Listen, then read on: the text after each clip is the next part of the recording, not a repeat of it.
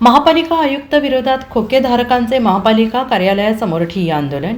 सांगली महापालिका आयुक्तांचे विरोधात खोकेधारक संघटनेच्या वतीनं आंदोलन करण्यात आलं आहे. महापालिका कार्यालयासमोर ठिय्या आंदोलन करतच आयुक्त सत्यम गांधी यांच्याकडून मनमानी कारभार करण्यात येत असल्याचा आरोप करण्यात आला आहे. महापालिका प्रशासनाकडून सांगली शहरातल्या एसटी स्टँड परिसरातील 20हून अधिक महापालिकेच्या गाळाधारकांना दुकाने काढून घेण्याबाबतच्या नोटिसा बजावण्यात आल्या आहेत. सदरच्या नोटीस बेकायदेशीर असल्याचा आरोप करत संतप्त खोकेधारकांनी भाजपाचे युवा नेते पृथ्वीराज पवार यांच्या नेतृत्वाखाली सांगली महापालिका कार्यालयावर धडक देत कार्यालयाच्या दारात ठिय्या आंदोलन करत आयुक्तांच्या मनमानी कारभाराचा निषेध नोंदवला. तसेच पुनर्वसन केल्याशिवाय खोके काढू नये, अन्यथा तीव्र आंदोलन छेडण्यात येईल असा इशारा देण्यात आलेला आहे. सांगली शहरामध्ये, सांगली मिरज कुपवाड शहरामध्ये हे शहर सुंदर दिसलं पाहिजे, स्वच्छ झालं पाहिजे याच्या नावाखाली खोकीधारकांवरती, हातगाडीवाल्यांवरती, पथविक्रेत्यांवरती कारवाई केली जाते. आणि हे आयुक्त साहेबांचं धारणा अशी झालेली आहे की आम्ही म्हणजे कचरा आहे, आम्ही म्हणजे ह्या शहरातली घाण आहे, आम्ही ह्या शहरातली अडगळ आहे.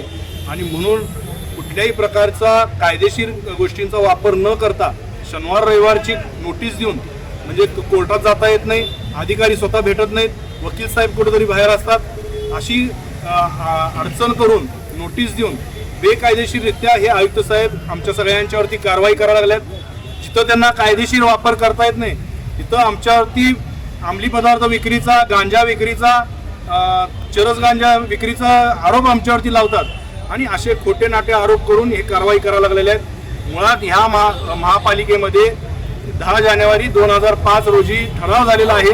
त्या ठरावानुसार आमचं पुनर्वसन केलं पाहिजे. आज ह्याच्या आधीचे आयुक्त IAS होते, यांच्या आधीचे अधिकारी आयुक्त म्हणून इथं बसले होते. त्या सगळ्यांनी मिळून ह्या शहरातले किमान 1,500 ते 2,000 लोकांचं पुनर्वसन होईल. हे शहर अतिशय सुंदर आणि स्वच्छ दिसेल अशा पद्धतीचा आराखडा तयार केलेला आहे. या आराखड्याप्रमाणे या सगळ्यांचं पुनर्वसन होऊ शकतं. यामध्ये महापालिकेला 1 रुपयाही स्वतःचा घालायचा नाही आहे, पण त्यांचं उत्पन्न वाढ यातनं होणार आहे. असं सगळं असताना हे आयुक्त साहेब मनमानी पद्धतीनं कारवाई करायला लागलेत. ते म्हणतात मला शासनानं पाठवले, मी शासनाचं ऐकणार. आयुक्त साहेब, शासनानं तुम्हाला लोकांना मारायसाठी पाठवलेलं नाही आहे, ही सांगली वाचवण्यासाठी, या लोकांचं काहीतरी चांगलं करण्यासाठी तुम्हाला पाठवलेलं आहे. तुमची मनमानी आम्ही खपवून घेणार नाही. खरं वास्तविक महासभेच्या नियमाप्रमाणे सांगलीच्या नागरिकांना महासभेमध्ये सुद्धा जाऊन बसण्याचा अधिकार आहे, फक्त तिथं बोलायचं नसतं. पण आज कुणाची अडचण नको म्हणून आज आम्ही इथं खाली बसलेलो आहोत.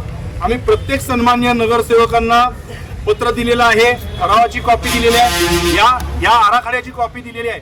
त्याप्रमाणे आमच्या पुनर्वसनाचं धोरण राबवावं असं आम्ही त्यांना सांगितलेलं आहे. तसं जर का नाही झालं आणि ह्या आयुक्तांनी आपली मनमानी जर का चालू ठेवली, मग मात्र या शहरातला कायदा व्यवस्था जर का बिघडलं, आयुक्तांनाच त्याच्यासाठी जबाबदार धरलं गेलं पाहिजे.